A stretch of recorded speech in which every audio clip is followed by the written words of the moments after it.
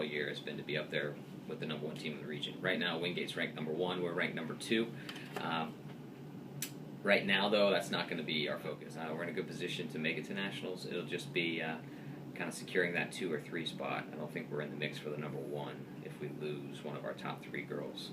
If we lose our 2 and our 3, then we'll be fighting for that 3rd spot. But no matter what, I think we've got 7 great runners, and we can afford to lose 1 or 2 and still make it through.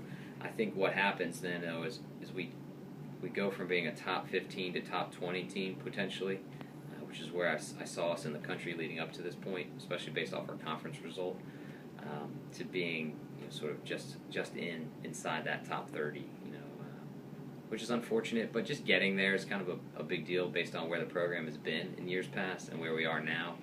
It's a great step forward. We don't actually lose anybody in the top 5 except for our #5 runner, and based on our conference result, our #6 runner was literally 1 step behind her. So while we lose a lot with the individual being gone next year, as far as performance goes, we shouldn't miss a beat moving forward. So we should be right back where we are right now, looking for a regional championship and to go make it a little bit further in the nation next year. So as a team, we're really excited. It's something that we've kind of worked for all year, and you'd like to focus on the NCAAs, but unfortunately I think we may have come up about a week short with our #2 runner. And we're not 100% sure yet what we're going to get, but it's tough with Bones, so we'll keep our fingers crossed and see what happens. On the men's side, we are ranked 8th going into it as a team. We're going to look to be in the top 5. That's the best we've ever been as a program. That's one of our goals, is to go mix it up with UNC Pembroke, and if we do, we're going to be right there in the mix for 4, 5, 6. We would like to be 4th. That's what we're shooting for. But top 5 is certainly the goal. I don't think we quite have the guns this year to make it out in the top 3 and get to nationals as a team. However, Corey Mundy, just based off his conference finish, that win there, puts him as the fastest AK in the region so far this year, outside of the #1 guy from Mount Olive, who shouldn't come into play. Mount Olive is the #1 team in the region. They look to win it, probably. If they don't, they'll be up there in the top 3 regardless. So you can take those individuals out of it.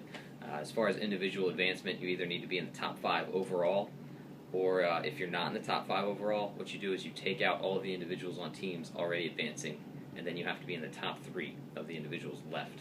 So we can safely, or in my opinion, I think we're going to end up taking out the Mount Olive runners, Georgia Regents, and Columbus State. I think those are going to be the 3 teams up there looking to advance, unless Pembroke has a great race and maybe they sneak in. But either way, we're going to be taking a lot of those runners out, and then Corey just has to be in the top 3 individually. So for him, the object is to get up there with the front pack and just roll with them like he did at the conference meet and put himself in that top 5. If he does that, he advances individually, and that's a huge step for our program. We've never had anybody make it to NCAAs on the men's side, or the women's side for that matter. So it looks to be a big weekend on both sides. What we would love to see, though, is big team finishes. Our men's team taking a big step forward, and our women's team either 1st or 2nd in the region. That'd be quite the step forward for us. So we're excited about it.